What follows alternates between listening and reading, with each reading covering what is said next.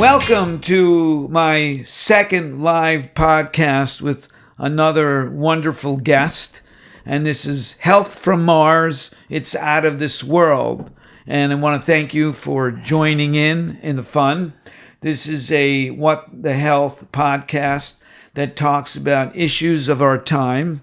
And I am absolutely delighted and super excited to have my lovely guest today, who was actually a classmate of mine. She's the youngest graduate from the National College of Naturopathic Medicine when we graduated in 1983.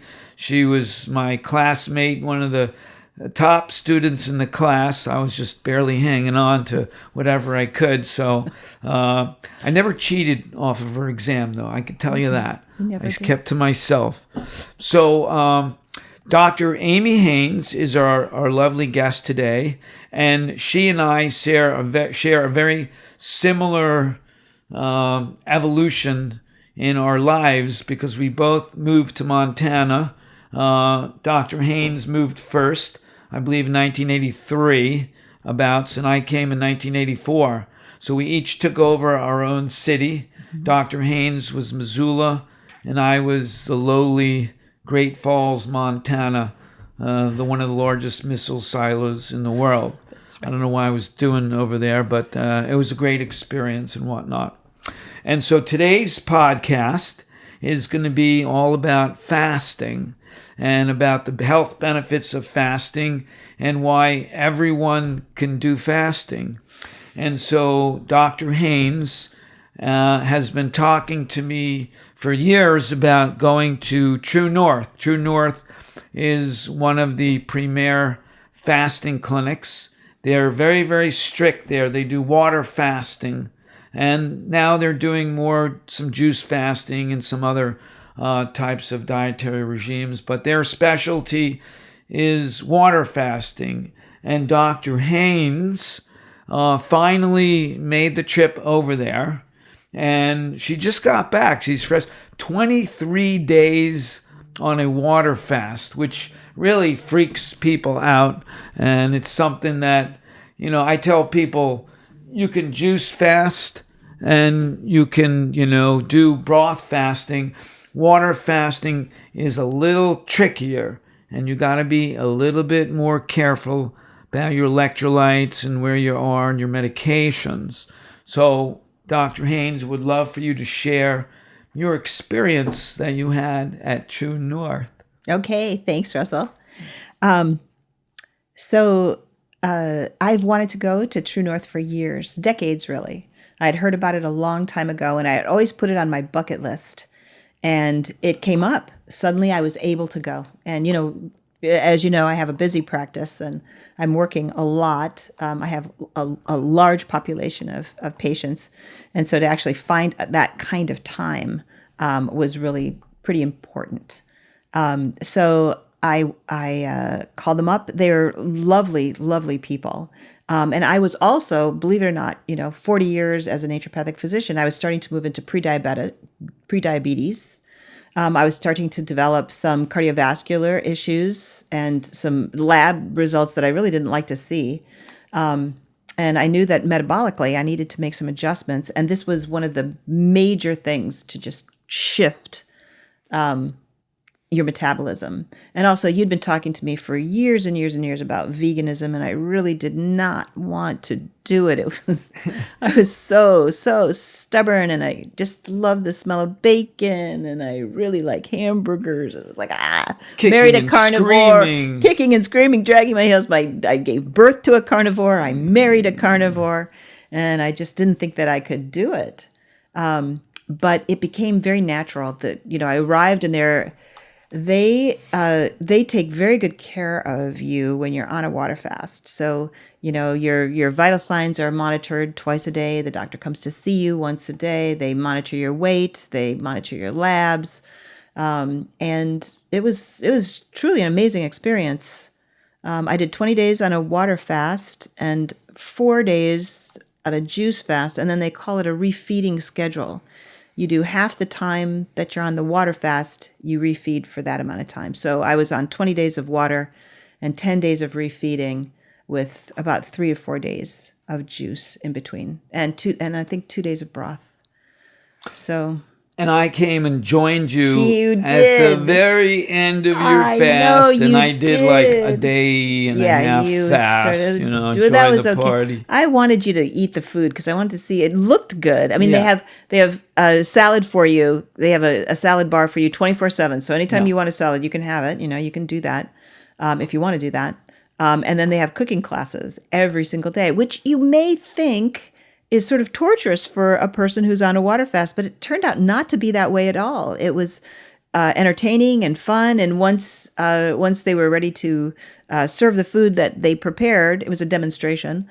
All of the water fasters just exited.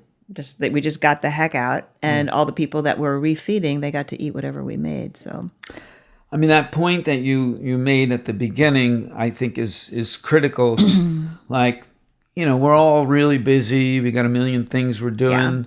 And doing a fast is like, oh my God, how can I do this, fit this into my schedule? I have to work. I've got to be on task. I can't be spacing out. And, I've done over 100 fasts from 3 days to 3 weeks.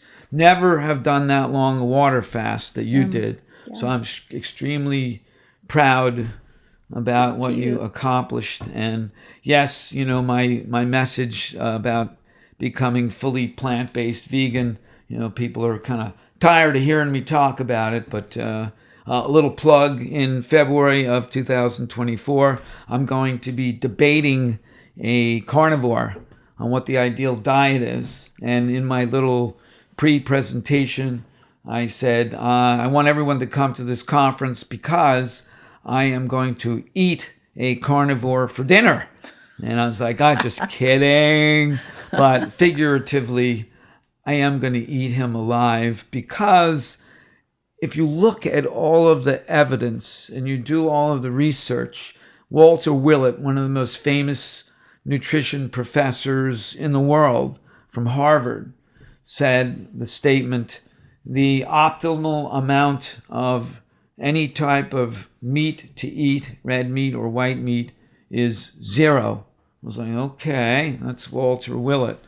But many other people have come out in favor of, fully plant-based diet. And it's just clear from cancer, from diabetes, heart disease, pretty much every chronic degenerative disease that we see. If you do a whole food plant-based diet, you're going to get better. It's going to be more effective. And the reason I love fasting is because it's automatically vegan. So it's actually a little trick I play on my patients, that I'm trying to, cajole them to being more vegan-like. And so when they're on my fast, they're vegans, and they don't even know it. They're not even thinking about it. They're thinking about how much. So here's they're the thing, suffering. Russell. Yes, what? Yeah. You've tried to convince me for years. Yeah. And it was not successful. Wasn't working. No, was not working. Didn't work. I really, I would sort of give it lip service. I'd say, yeah. I read the books, and you'd give me these movies, and I'd watch the movies. It just wasn't working. Yeah. And I didn't want to do it. And I really literally went to once you make up your mind, I'm going to do this, you just eliminate every single distraction. You go, I'm going to go do this fast because I know it's the best thing for me, and it's the quickest way to do it. You can piddle around and, do it a little bit here and a little bit there. And if you don't really fully commit, you're not really going to go forward with it. So I just fully committed, and I just put the blinders on, shut my ears, and I'm going out. And the universe just conspires with you to get you to the place you need to be. When you know you need to be there, it just conspires with you to get you there. So I didn't even think about the veganism, because really I thought, this is dreadful. They're all B12 deficient, and they all look anemic, and they all look blah, blah, blah, blah, blah. So when I went, an interesting thing occurred in that everybody is all in the same boat. We're all fasting. We're all doing a water fast. Some people are refeeding, but most people are on a water fast. And so the whole thing starts to turn into a village. There's about, 50 to 60 people that are I call them inmates or patients, but we're all doing the same thing. And so there's this supportive mission that we all have together, and we really turned into a village. People were very kind. It didn't matter what political views you had or what color you were or how heavy you were or what was going on for you. Eventually, we all knew what everybody else was happening for each person. And it was incredibly, incredibly supportive. And you could have the mission, I'm going to do 20 days, but maybe you got to 18, but that was good enough. Most people got to accomplish that. Some people fasted for 40, some people fasted for 3. Some people just wanted a reset in their metabolism. A lot of repeaters. There was a lot of people that came back because they felt so good. And after you finish fasting, you go home and suddenly, athletically, you're in much better shape. You've lost whatever pounds. I think I lost 2 pounds a day for the first 9 days. So, and then continued to lose more weight after that. And that was pretty fun. Kept it off.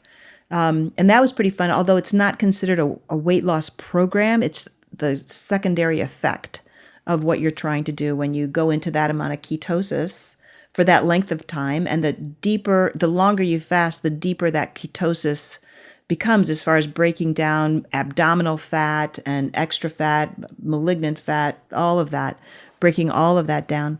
So it was sort of exciting in that I've never really spent that much time in parasympathetic, and I think that was part of it too, is that there was literally nothing to do except sip on water. And we had backgammon over here, and we had puzzles over here, and people were trying to read, and then everybody was napping. And, they didn't really want you to move around very much because they didn't want you to lose electrolytes. So it was very interesting that literally there was nothing to do except rest.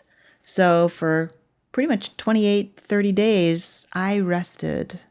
Well, we did a few little walks. Well, when you came, I was on like day 18 or 19 or something like that. That's right. And you immediately slapped a free Libra on my arm, which measures blood glucose. And I learned a lot. Yeah, it's amazing. It's amazing. Amazing tool. A little device, because I learned that, I was having a lot of problems for the last 20 years. I'm waking up between 2 and 4 in the morning every single night. Can't get back to sleep. Yeah. So I checked my free Libra. My blood glucose was just dropping down to 50. Yeah. Remember I said that? My blood glucose was, and I had no idea that every time I ate fruit, my blood glucose would shoot up to 180. Yeah. Right?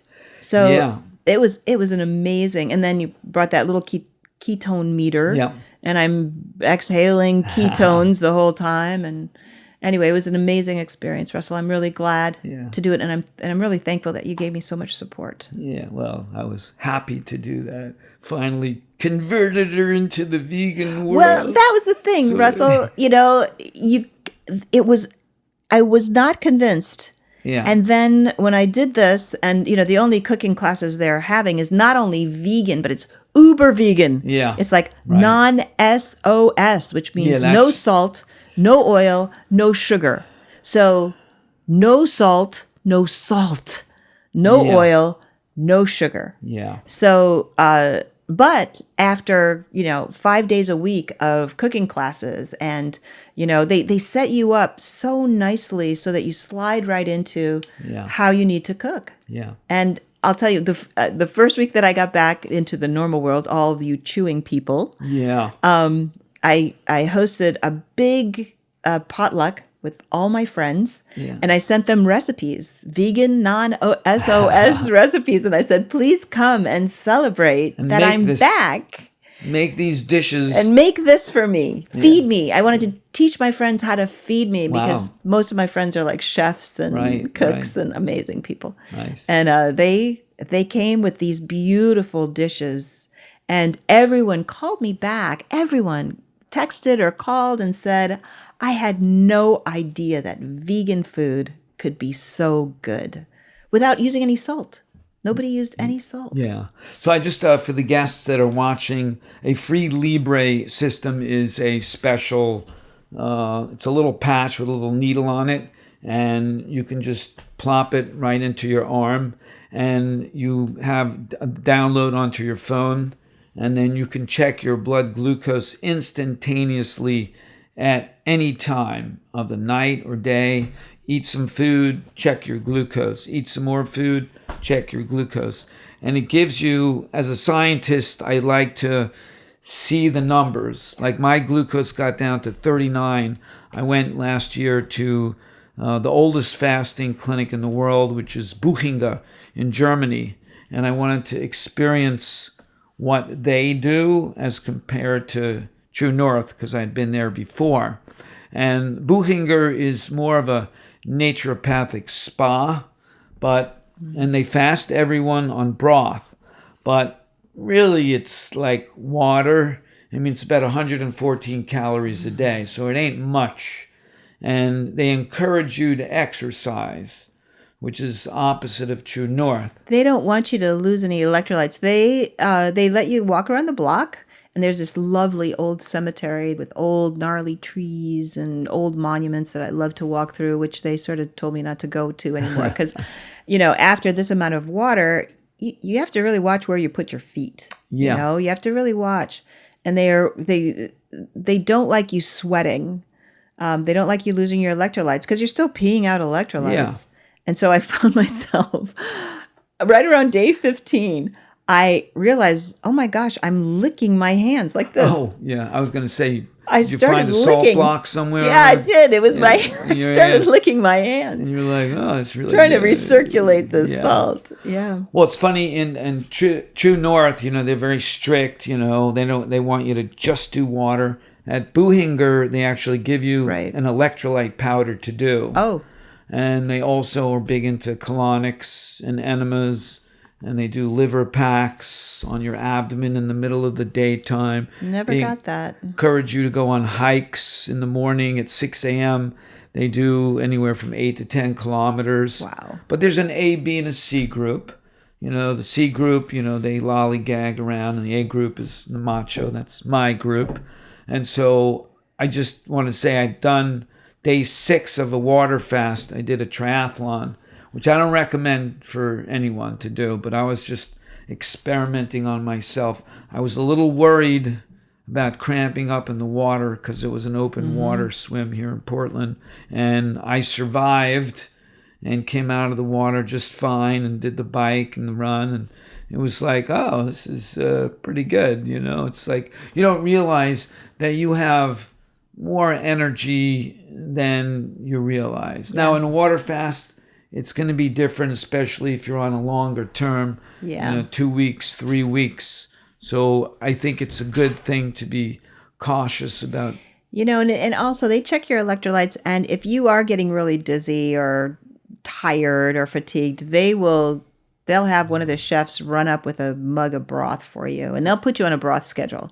Yeah. So they're pretty quick to do that if you feel like you're starting to lose it. They did that a couple of times for me. Yeah, there was the one guy that was there. He was having like really severe heartburn. Oh, yeah. He was going to break his fast. Yeah. And they brought him a little bit of broth, a little bit of herbal.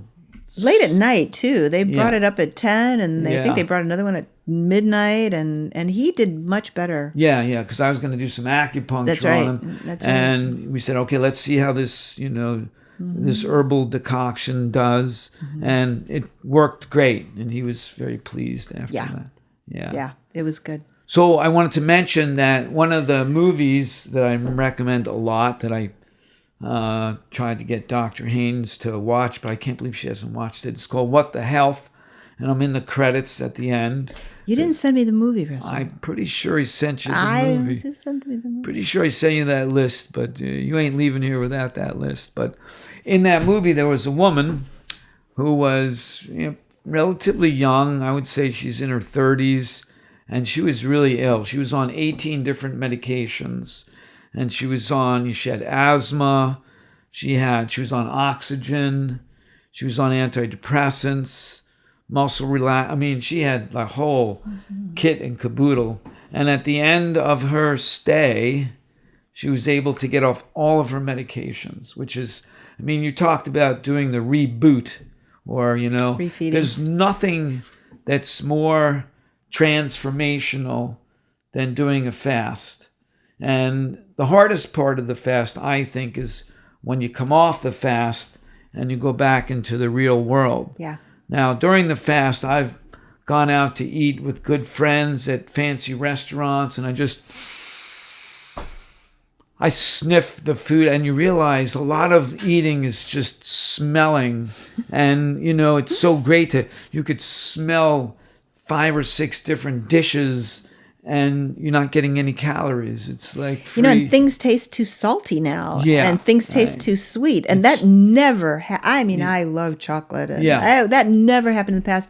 But, Russell, that was a common occurrence. What I saw, most people were on lots and lots of medications. And hypertension was a big one. And, all kinds of stuff. There was a lot of diabetics there. Yeah. There was a lot of cardiovascular disease, a lot of GI complaints.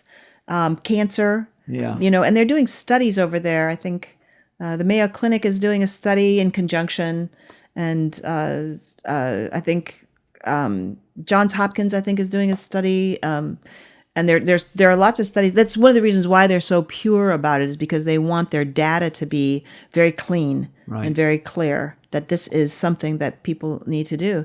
And I really feel strongly now that really doing a 7 to 10 day fast once a year, I think, is a minimum thing that everybody needs to do, because of the environment that we live in, and the chemistries that we're exposed to, and the food that we're exposed to, and that you can't help but eat it. And like Russell was saying about restaurants and trying to eat well while you're going out to eat, and just rebooting your whole metabolism, I think that it would really keep you clear of all of the chronic diseases that we're faced with. There's a great book called The Longevity Diet. I was looking over here for some reason. Here it is. The Longevity Diet. So I went to a conference that Dr. Walter Longo put on in 2018, that would have been a long time ago. And at the conference, it was a conference on calorie restriction, fasting, and longevity. And he presented some amazing data and research showing that your telomeres get longer each time you fast. Wow. So he recommends anywhere from 1 to, 6 or 8 fasts a year, depending upon your health. But at a minimum, if you're healthy, 1 or 2 fasts a year. In Germany, the population, normally they do a fast once a year, about 25% of their population. So it's ingrained into their psyche. Right. Whereas Americans, it's ingrained in their psyche to eat as many times as possible. If you've read, the Omnivore's Dilemma, Michael Pollan talks about like how McDonald's was trying to figure out how we could get people to eat more than they already eat. And they came up with Super Size Me. Right. And it was just for 25 cents more, you can go from a large to a super grand size me. And, and everyone wants to save money. So let's just get the big one. Mm-hmm. And they made that movie Super Size Me, where the guy eats a McDonald's meal 3 times a day. When they ask him if he wants to be supersized, then he says yes. If they don't ask him, then he just gets the regular. In 3 weeks, he developed fatty liver infiltration, NASH, non-alcoholic steatohepatitis, which his cardiologist was shocked to find that it happened so quickly. Well, one of his doctors quit because they didn't want to see him die. They thought he was headed for death, right? Yeah. And it took him well over a year to get his lab tests back to normal, to healthy. It took him a long time to recover from that. Yeah. And then here's the thing about, water fasting. I think, Russell, you and I have been studying fasting for over 40 years. We did a lot of fasting in school, actually, to see what would happen. Water fasting is sort of a different breed than juice fasting, in that I do think that it really needs some monitoring. You and I are physicians, but people out there in the world trying to do this, I really wouldn't recommend more than a 2-day, maybe 3-day water fast on your own. I don't even know if I'd recommend that. I know that I was getting dizzy and weak after 3 days on water, and then I started to regroup, and I started to feel a whole lot better within the first 5 days. But I don't know that I would recommend any of my patients do a water fast on their own for any length of time. I think that it's important to have support. Yeah, I think that's a really good point. And most of the fasts that I do with patients basically are juice fasts, but they're very dilute fasts. Yeah. And the more experienced someone is, the more dilute I make the juice. And then with Buhinger, they have a broth. And like you said, everyone, is in community. They're all doing the same things, which is nothing, which is very comforting. And at Buhinger, you would get your little bowl of broth, and you would go and sit at your table, and then you would sip your bread, and there were all these people around you and overlooking Lake Constance, and it was very comforting. It was like, oh, that's what people need.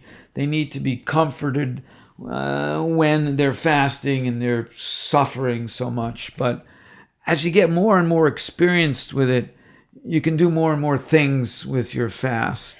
I think that you said this word that I think is really an important word, and it's called sipping. Yeah. Sipping is really great. So when you're on a water fast and you're hungry, because you do get hungry, your mouth gets hungry. Your mouth remembers, oh my gosh, it remembers hot dogs and potato chips, and it remembers things. But your body really isn't all that hungry. So if you sip on this water, suddenly you're not hungry anymore. Right. And sipping, I think, is really something that we've lost. We gulp. Yeah. And we, especially you see people walking in with these huge hydration things. They're not recycling water very well at all. And actually they're depleting their electrolytes a lot when they drink so much water. Not that water's a bad thing. I think that water's a really good thing. But I think it needs to be sipped instead of gulped. Yeah. That's a very important. And, it's like, and they tell you if you feel like you're hungry, which you're not hungry, you have an appetite. Yes, okay. There's a difference between those two. There really is. Hunger is a medical term indicating that you are starving. And, 70% of the U.S. population is overweight or obese. So we ain't exactly starving, and we ain't exactly hungry. We just have an appetite. And The Pleasure Trap was a book that was written by Dr. Lyle and Dr. Goldhammer, and basically discussing the fact, I know that you weren't 100% into what they were saying in the book, but one of the points that was made is that you can eat more food if you salt it. I thought that was a great example that Goldhammer gave, where if you have a bowl of rice and you eat it, and then you have a bowl of rice and you put a little salt on it, you could eat more of that rice. Yes. So that's true. And so many people just do have these addictions, salt, sugar, and oil and stuff. Yeah. And it just makes them eat more. So I've been advocating 2 meals a day for a very long time. And, just because it gives your body, now they call that intermittent fasting, right, which is better known as time-restricted feeding, where you give your body a chance to not eat for an extended period of time, 16 hours or 14 hours. And so I think when you practice that, you get better and better at it. You're like, oh, like some days, and I don't recommend this, I skip breakfast and lunch. But, and then I find oh, I'm used to this sensation. I could go for another 5 days if I wanted to. So I normally do 3 fasts a year. My big one's in June when the hay fever season hits. And then I do one coming up in September here. So I do March, June, and September. And, your numbers on your labs get phenomenally better, especially your insulin. And so there's a great video that I recommend, podcast or lecture, Dr. Jamnatis. And it's the first one on my list of fasting videos to watch. And he's very inspiring, and he talks about how insulin is really one of the biggest, problematic substances in the body, because we overproduce it because of our food consumption and the types of food that we eat as well. So, but in the movie What the Health, they talk about the real reason that people get insulin insensitivity is because of fats, not because of sugar. So the fat is what will clog up the insulin receptors and cause your hemoglobin A1C to go elevated. So, I think that's an important point because there have been practitioners, Dr. Kempner in South Carolina, I think he was, who put diabetics on a sugar, white rice, and fruit diet, and they got better.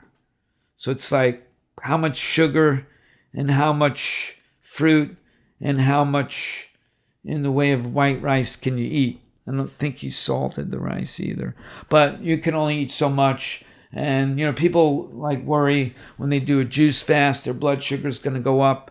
It doesn't. Their blood sugar comes down, even with a sweet apple juice mixture. So keep that in mind. And I tell people, don't you worry about your blood sugar. It's only going to get better. One of the other things about intermittent fasting, I know it's really popular right now. I think it's a really good plan. A lot of hermits, monks, spiritual people practice the same thing. And I think that they do that because there's a lot of reasons why spiritual people like to eat very lightly.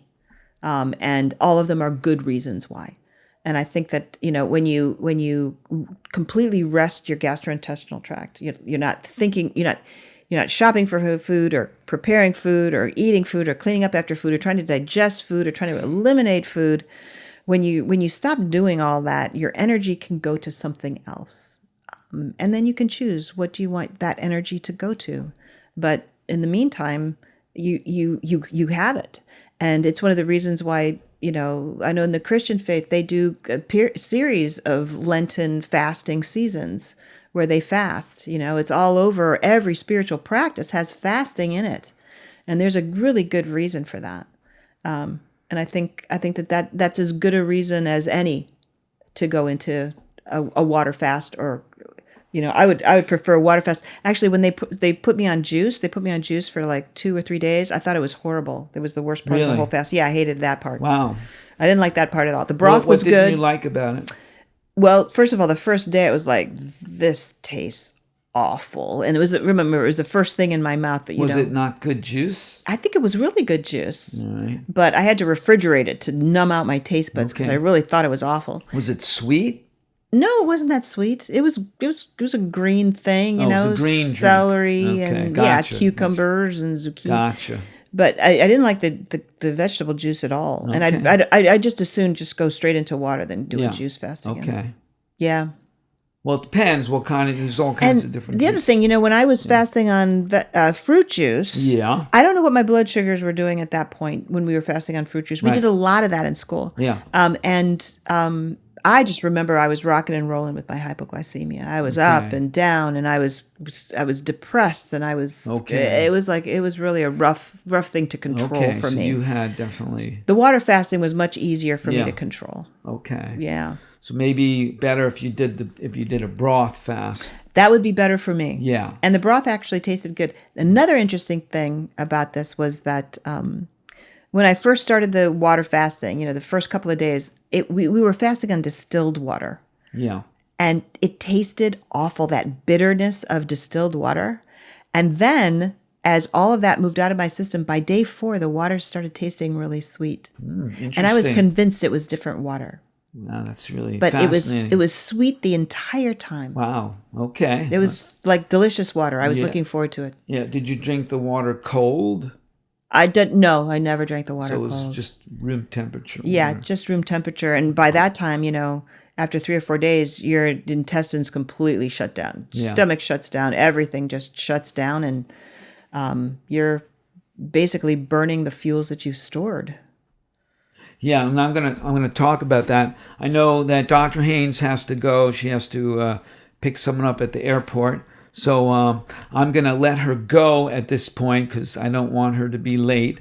And I'm going to continue with this podcast and talk in more detail about the actual biochemistry and physiology of fasting. And so stay tuned. Don't go away. This is Health from Marz. It's out of this world. Okay, welcome back to Health Talk from Marz. It's out of this world. And I just wanted to thank Dr. Amy Haynes for joining in on our podcast. So I want to talk a little bit about a little bit more about fasting and some of the physiology and biochemistry of it, because that's an important thing to understand. So one of the things that we know is that all mammals on Earth fast. And they don't fast because of health reasons. They fast because they can't get food or because they're ill. So those are the two things that cause them to fast. So all mammals in their evolutionary biology have in their genes all of the mechanisms to do really well on a fast. There's some great videos out there that discuss like what are some of the physiological properties that happen during a fast. And what we know is that it is truly an amazing phenomenon because you don't have to tell the body anything. The body knows what to do. So let's just go through a little bit about the physiology of fasting, just some of the basics. So one of the things that I tell my patients, and I give them a little paper before I fast them that I wrote on fasting, is that you're going to save an incredible amount of time because you don't have to think about food. You don't have to shop for food. You don't have to put the food away. You don't have to cook the food. You don't have to clean up after you've cooked the food and put the food away. I mean, it is really, you don't have to wash the dishes. I mean, it's an amazing experience. And in some ways, it gets people a little bit into an uncomfortable feeling because it's like, well, what do I do? I'm supposed to eat now, but I'm not eating. And it is really, it's kind of like in medical school when you have finals week and then you get done with finals and you're so hyped up and amped up, you don't know what to do with yourself when the exams are over. And it's the same thing like eating. When you stop eating, you don't really know what to do with yourself. So you go to bed early because you're bored. And you realize a lot of the reason why we eat is because we're bored or we want to occupy ourselves. So let's go through a little bit of the physiology of fasting. So the first stage, and I tell my patients that the first 2 days really suck. Those are the hump days. And you got to get past those hump days. And the problem with the hump days is that many people have addictions to various foods or food items. And when they stop eating these foods, they go through withdrawal symptoms. So they can have headaches or body aches. They can feel anxious.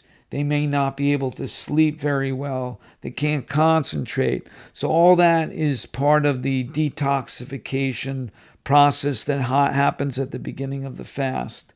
So in the first 12 hours of your fast, your body is like, well, where's the sugar? So it starts to break down carbohydrate stores. That would be glycogen that's found in your liver and in your muscles. So you break down approximately about half or 3/4 of that glycogen from your muscles and your liver. And then the body's like, well, what do we do now? There's no more sugar coming into the body. And the brain is an obligate user of glucose. It needs a sugar source. So the next stage begins what we call autophagy. Autophagy is literally speaking the breaking down of your own tissue. So the body will break down, usually it starts to break down intracellular protein matter. So that would be mitochondria or other organelles in the cells that the body feels like is kind of old or worn out. So you don't have to tell the body which cells are older and which cells are worn out. The body just does it. So I love this analogy that I stole from Dr. Walter Longo. You're on a train. I live in Portland, Oregon, which is about a 3-hour drive from Seattle, Washington. And you're on a train. It's an old train, and it runs on wood. And you put wood in the fire, and it burns, and it makes steam, and it makes the train go. So you get to Tacoma, which is, maybe an hour outside of Seattle, and you run out of wood. You're like, oh boy, how are we going to get there? You look around the train. It's an old train. The seats are wooden. And you're like, okay, let's take these old wooden chairs out and throw them in the fire. And you'll get to Seattle. When we get to Seattle, we make brand new chairs where the broken chairs were. So your train is essentially newer than it was when you left Portland. And I really think that's a great analogy because that's exactly what the body does. So the autophagy period begins somewhere around 18 hours to 24 hours.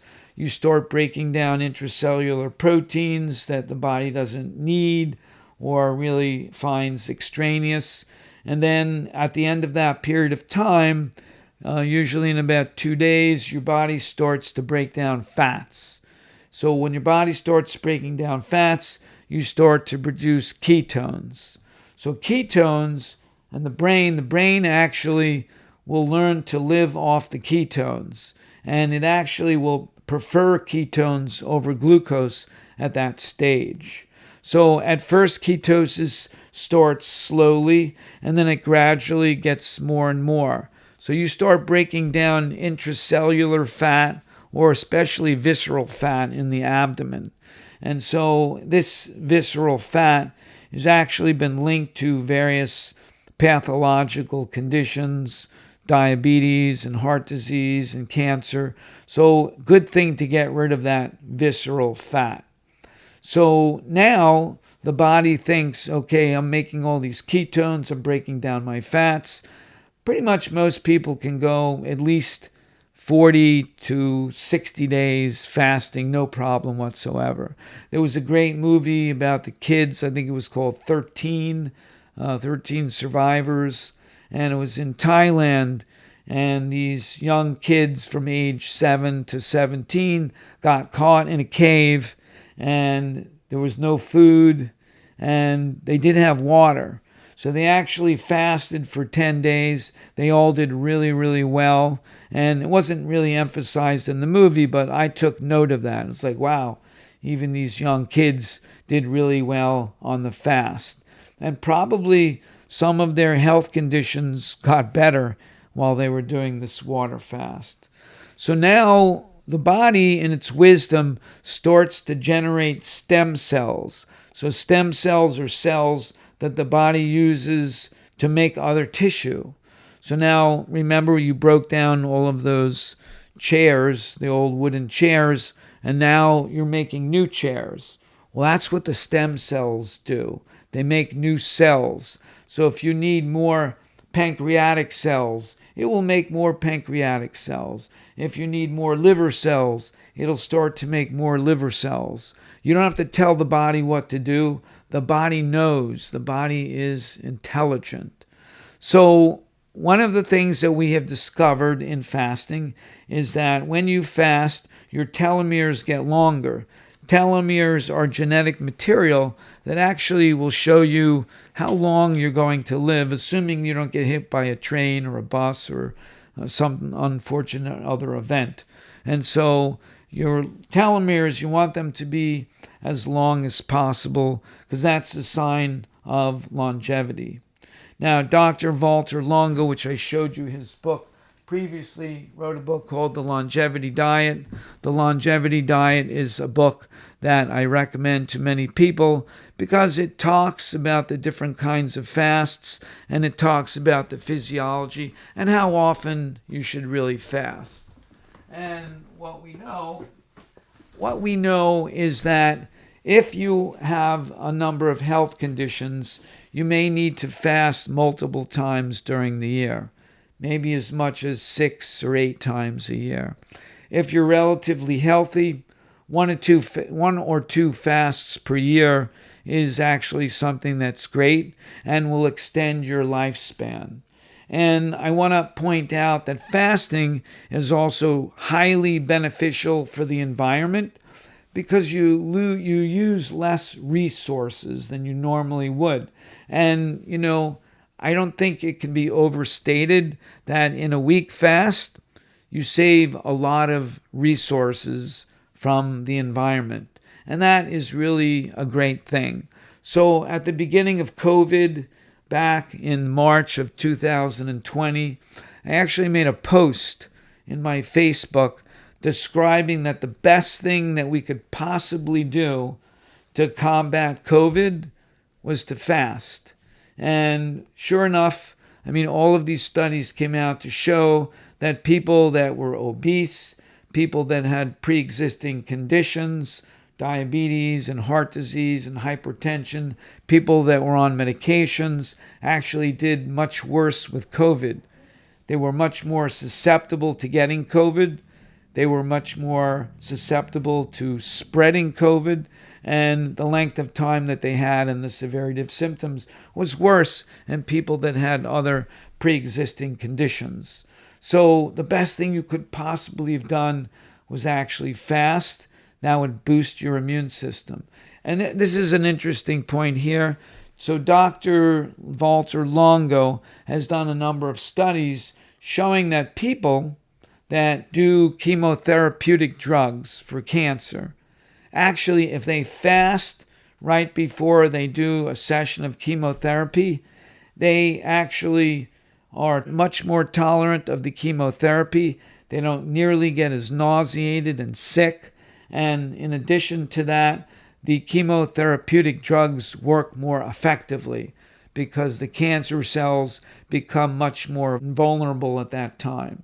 So one of the things that we know is that when you fast, your levels of insulin go way down, and your digestive tract has a chance to rest for the first time in a long time. So you don't need any of the enzymes to break down foods. And that is really a benefit, especially if you have gastrointestinal problems. So fasting someone with Crohn's disease or ulcerative colitis or irritable bowel syndrome can be a wonderful way to reboot the hard drive, as it were. So rebooting the hard drive, just give things a rest and let the body heal itself. So in naturopathic medicine, we believe in the power of the body healing itself.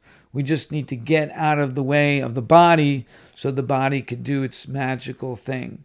And so if you give the body, 5 days, 7 days, 10 days, or as Dr. Haynes did, 3 weeks of a fast, water fast, that has tremendous benefit on your biochemistry.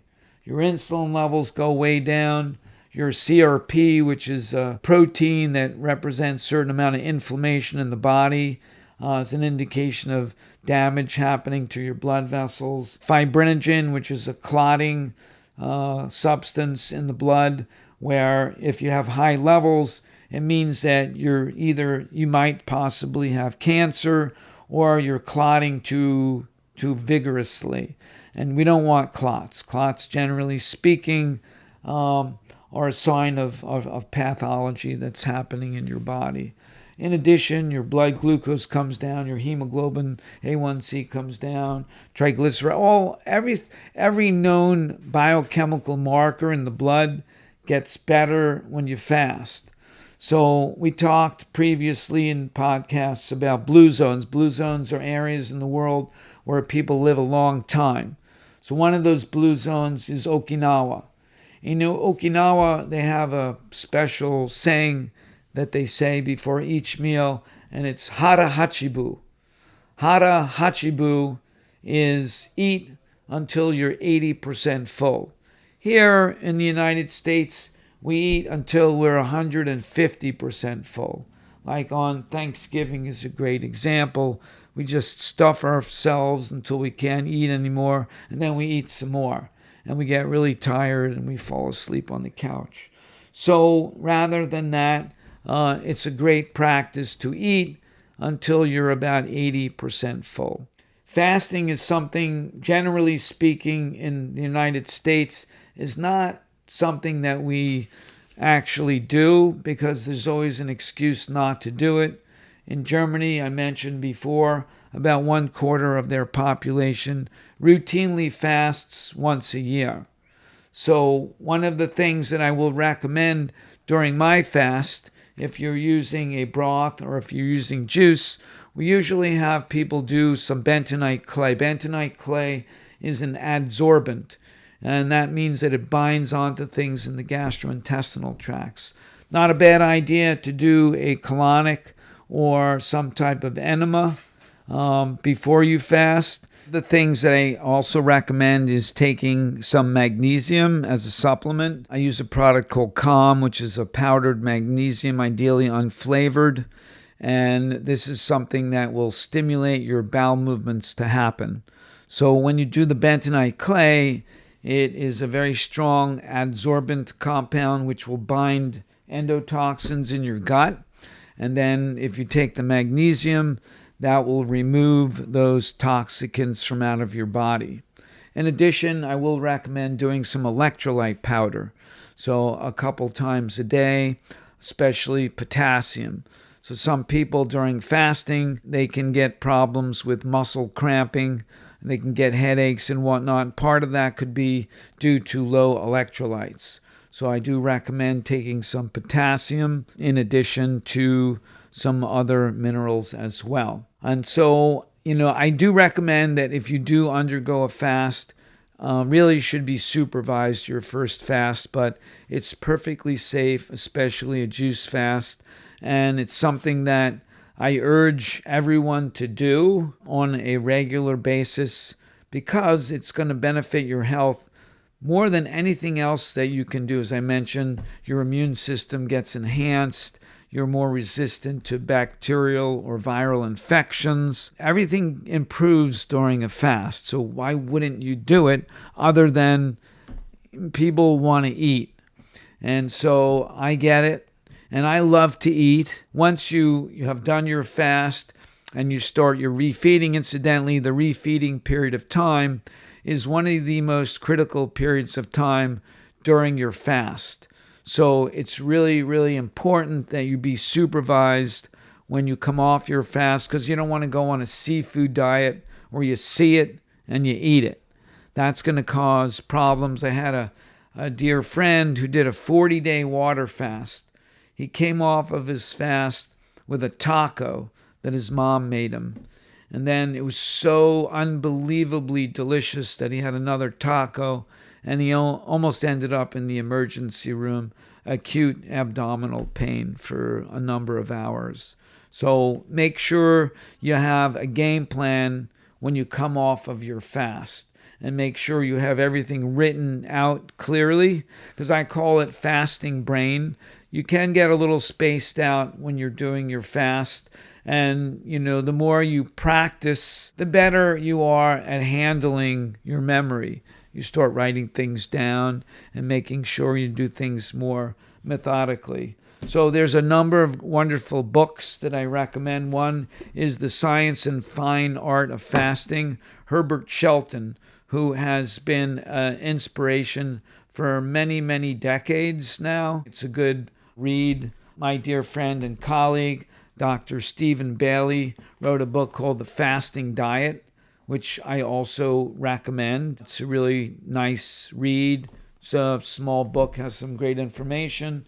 And then the latest book that I've read on fasting was Andreas Mikkelsen. He is a physician from the Buchinger Fasting Clinic in Germany. And has done a bunch of research. And he wrote this fine book on fasting, just give you a little bit more tips.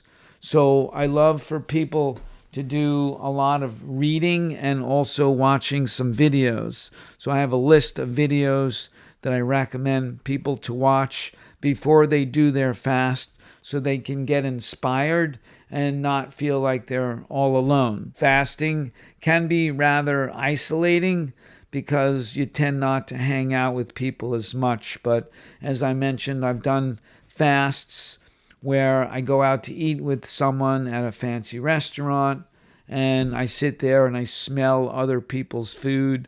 If I'm doing a juice fast, I might have a little bit of juice and it's great. And, people, you realize that most of eating is really a social issue and it has very important social benefits, hanging out with people. And all of the blue zones in the world, people tend to be very social.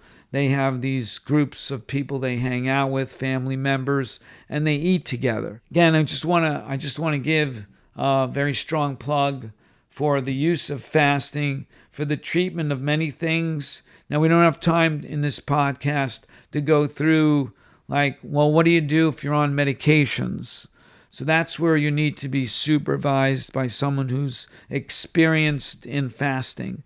So you do have to be really, really careful if you're on psychotropic medications or hypertensive medications, because normally when you fast, your blood pressure is going to get lower.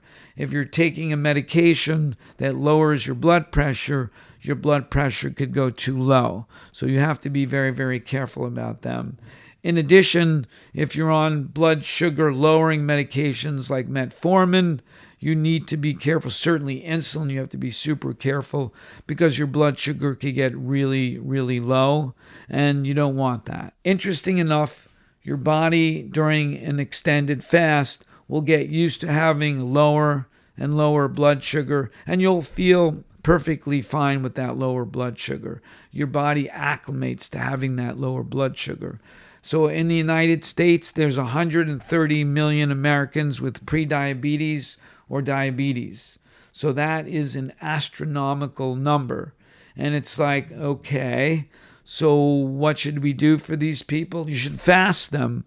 All of these people would benefit from fasting, would help with their fatty infiltration of their liver and many of their other lab indices. So I urge people, again, to read up as much as possible, to watch videos. There's a number of videos that the Buchinger Fasting Clinic in Germany has put out that are just really inspiring, because you want to be inspired. And, every time I get ready to fast, my third fast of the year is coming up here in September. There is a little bit of trepidation. It's like, okay, when am I going to fit this fast in? But it's better to do shorter fasts. When I say shorter fasts, like a 5-day fast is great. You can accomplish many, many things with a 5-day fast. So schedule it in your schedule. And as Nike said, just do it. And you will be very happy and pleased. And I think you'll be surprised at how well you can do on a fast. So thanks for watching on this podcast. And this is medical or health talk from Marz. Join us next week for another episode of Health Talk from Marz. It's out of this world. And thanks for watching.